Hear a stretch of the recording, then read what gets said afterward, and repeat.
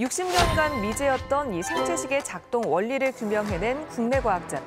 좀 열심히 하고 있는 분야가 생체시계라는 분야입니다. 그리고 암 환자를 언제 치료하는 게 좋은지, 이렇게 하면 오래 살 수 있구나를 원리를 알 수 있으니까. This is a very simplified diagram of the sequence. 아이고 오셨네. 아이고. 안녕하세요. 안녕하세요. 안녕하십니까. 반갑습니다. 네, 아이 반갑습니다. 반갑습니다. 앉으시죠, 앉으시죠. 네. 자, 제가 소개를 드리겠습니다. 수학으로 생명을 구한다. 카이스트 수리과학과 김재경 교수님이십니다. 아유, 안녕하세요. 반갑습니다. 반갑습니다. 직접 소개를 좀 해주시죠. 네, 안녕하십니까. 저는 카이스트 수리과학과 교수이고요. 그리고 IBS 의생명 수학 그룹을 이끌고 있는 김재경이라고 합니다. 이야. 아니 이게 요즘 수리생물학에서 가장 화두가 되고 있는 게 또 있다고 그래요? 네. 제가 좀 열심히 하고 있는 분야가 생체시계라는 분야입니다. 그거 그렇지 않아도 생체시계 그런 얘기 많이 들었는데 이게 뭡니까? 네, 시계. 네, 예를 들어서 유재석님은 보통 몇 시에 주무시고 몇 시에 일어나시나요? 저는 뭐 약간 차이는 있습니다만 네. 보통 한 12시 안에는 무조건 자고요. 자고, 네. 그리고 보통 일어나는 시간 6시, 7시? 네, 그 정도의. 그 사이입니다. 근데 제가 만약 오늘 밤에 깜깜한 동굴로 유재석님을 집어넣습니다. 생각만 해도 답답하네. 빛이 보이지 않는. 네, 빛이 보이지 않는. 네. 그래서 너무 전혀 몇 시인지 모르는. 네. 그렇게 했을 때 정확하게 어제 주무셨던 시간이랑 오늘 아침에 일어나는 시간이랑 비슷하게 주무실 거예요. 그렇구나. 근데 그럼 뭐 그럴 수 있지 생각하실 텐데 네. 제가 한 달 동안 가둬놓으면 한 달 동안 그게 유지가 돼요. 진짜요? 네. 그게 그렇게 되는 이유는 두 분을 졸립게 만드는 멜라토닌이라는 호르몬이 있는데 그게 일정한 시간에 나와요. 본인이 주무시던 시간에.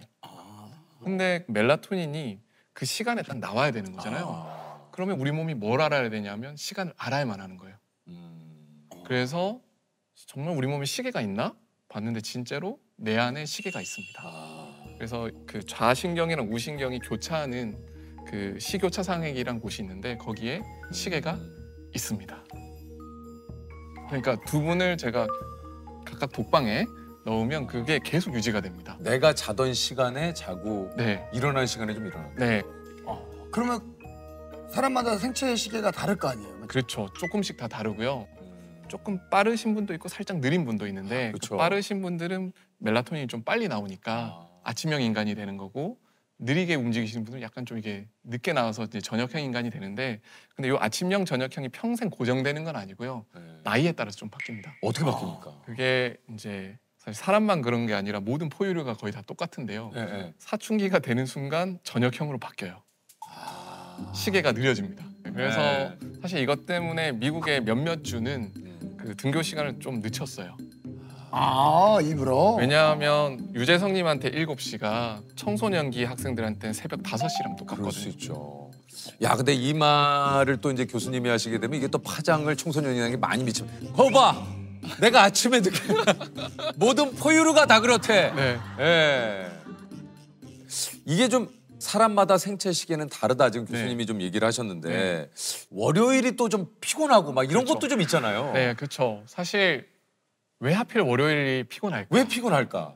사실 생체 시계를 건강하게 유지할 수 있는 원리는 굉장히 간단합니다. 해가 떠 있을 때는 빛을 보고 해가 없을 때는 빛을 안 보는 게 좋습니다. 그게 좋군요. 네, 왜냐하면 눈으로 들어온 빛 정보가 시계로 들어가는 겁니다.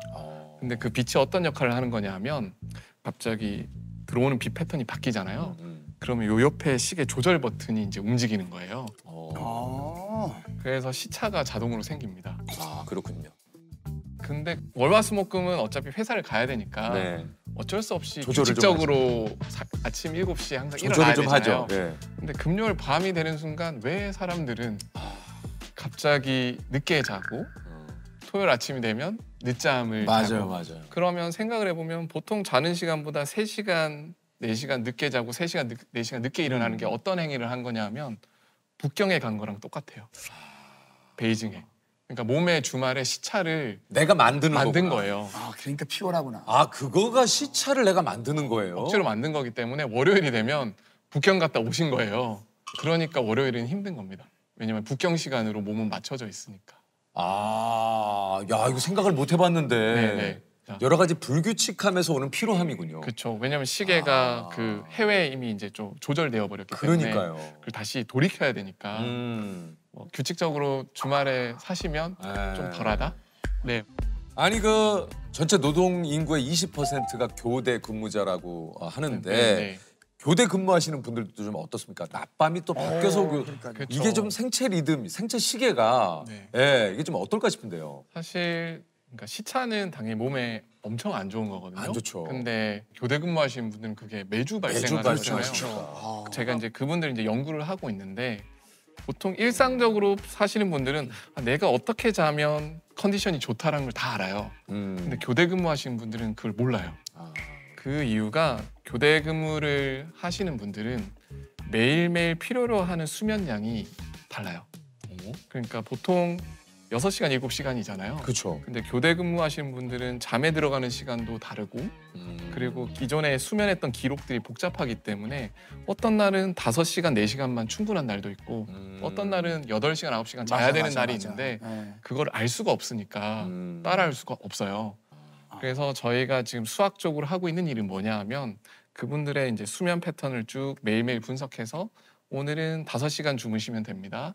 오늘은 8시간 주무시면 됩니다. 이런 연구를 해가지고 이제 앱을 개발을 마쳤고요. 아 앱이 나와요? 네, 이제 곧 나옵니다. 그래서 이제 학교로 나오는 거니까 당연히 무료, 이제, 무료군요. 네, 공익으로 네. 나오는 것이고 교대 근무자분들만 아니라 사실 아무나 써도 되는 겁니다. 그러니까요.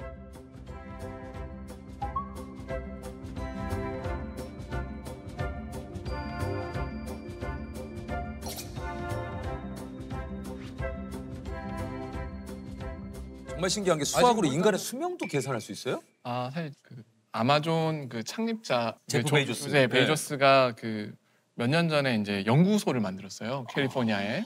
저 같은 사람을 되게 고용을 많이 했어요. 수학자 중에 이런 생명 현상을 연구하는 네. 친구. 그래서 그중에 이제 제 친구들도 있고.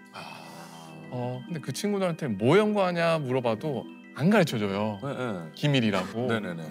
그래서 아니, 술을 한 잔 먹으면 이제 얘기하지 않을까 하는데 술을 먹여도 얘기를 안 해줘요. 뭐예요? 그래서 얘들 뭐 하나 궁금했는데 작년에 드디어 첫 논문이 나왔어요. 뭐예요? 보니까 어떻게 하면 사람의 수명을 예측하고 현재 예를 들어서 유재석 님이 이제 앞으로 몇 년 남았다. 궁금한데 무서운데? 네. 그리고 그게 실시간으로 이제 바뀌는 거죠. 아 이게 관리를 하면 내가 네. 어떻게 수명이- 하느냐에 따라서 이게 바뀌는구나. 예전에 그래서 이런 질문 많았잖아요. 둘 중에 하나를 고르시오. 예상 수명을 알 수 있으면 안다. 나는 알고 싶지 않다. 나는 알고 싶지 않다. 조셉은 저 알고 싶어요. 왜냐면 궁금해서?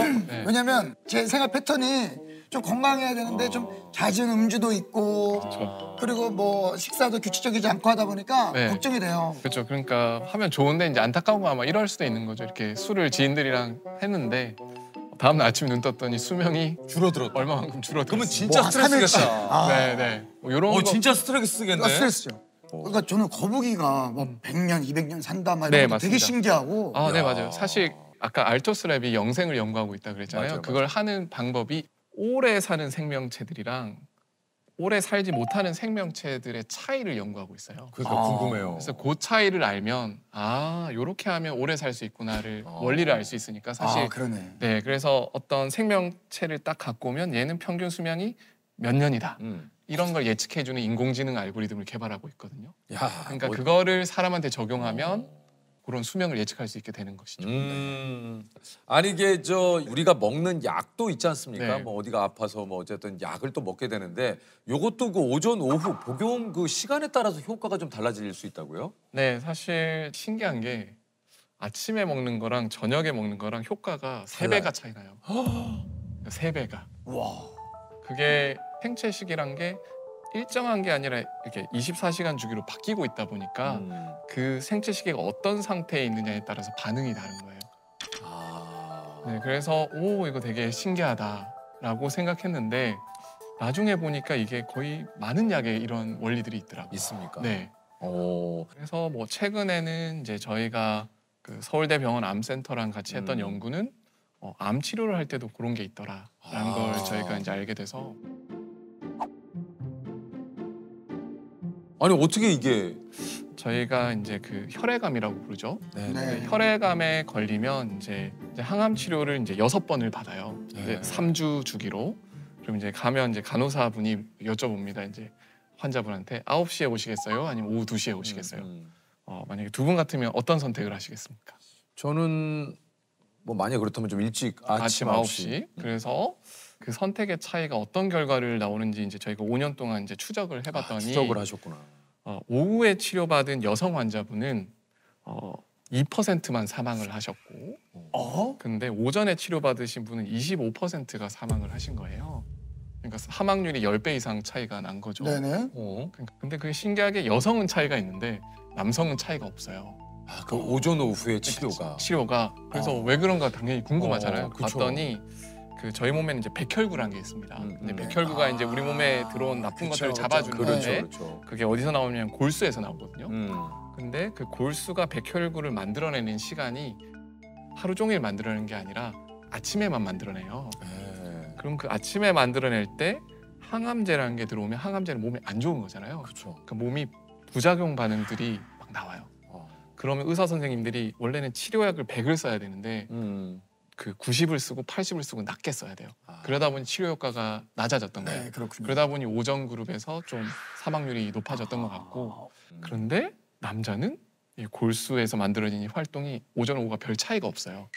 그러다 보니 남자는 오전 오후 다 상관이 없었던 것 같고 여성분들은 오후에 확실히 더 약효가 좋고 부작용이 덜 나왔던 것 같습니다. 근데, 지금 이거는 네, 이제 지금 말씀하신 대로 교수님이 이제 지금 나름의 연구를 하시는 초기 초기 단계라서 때문에. 아직은 이걸 일반화할 수는 없고요. 네. 그래서 한 200분을 대상으로 한 연구니까 사실 이거를 좀 더 하려면 더 많은 수를, 분들의 더 많은 암 종류로 계속 이제 확장해서 연구를 하고 있는 중이고요. 이게 그렇게 좀 많은 연구가 이루어지고 뭔가 시간이 지나서 이게 그렇게 된다면 실제로 이제 이런 치료는 네네. 여성분들께는 오후를 좀 권유를 드리겠다. 네, 하는 게 그렇죠. 좀 아하. 이런 암 치료 말고도 수많은 치료 행위에 대해서 언제 하는 게 좋은지를 이제 많이 연구를 하고 있고요.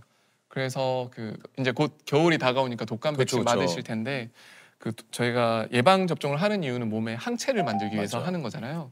오전에 맞았을 때는 항체가 한 이만큼 증가하면 오후에 맞았을 때는 요만큼밖에 증가하지 않아요. 그래서 오전에 맞는 게 훨씬 효과가 좋다. 좋고, 그리고 그 차이는 음. 나이가 많아지면 많아질수록 늘어납니다. 그래서 어린 친구들은 사실 큰 상관이 없고 내가 좀 나이가 됐다고 생각하시는 분들은 오전에 치료받는 거, 백신 맞는 것이 좀 더 좋다. 어쨌든 그 젊음은 네, 젊음은 네. 우리가 뭐 이제 예를 들어 뭐 약국에 가서 젊음 조금만 주세요. 네. 한 30ml 네. 뭐 이렇게 맞을 수 있는 세상이 아니기 때문에. 네네네네. 그러니까 어쨌든 요것도 아까 얘기하신 대로 다 일반화할 수 없고 연령대에 따라서. 그래서 저는 이제 저희 할머니한테는 가능하면 1번으로 가서 맞으시라고 네, 그렇게 꼭 말씀드리고 있고요. 사실 수학이라는 학문이 거의 모든 분야에 다 들어가 있습니다. 예를 들어 뭐 내가 서울에 몇 시에 도착할지 예측해 주는 것, 그리고 주식을 어떻게 투자해야 좀 더 수익률이 더 높을지 예측해 주는 것. 이 모든 예측에 사실 고등학교 때 배웠던 미적분학이 들어있는 겁니다. 어쩌면 대부분 사람들이 고통받았던 그 수학 공부가 생각보다 쓸모 있는 일이라는 걸 얘기하고 싶었고요. 굉장히 수학이 많은 분야에 쓰이고 있는데 수리생물학은 사실 저희 인간이 꿈꾸는 최종 행복에 관한 것이죠. 저희가 어떻게 하면 건강하게 잘 살 수 있는지를 도와주는 그런 학문인 것 같습니다.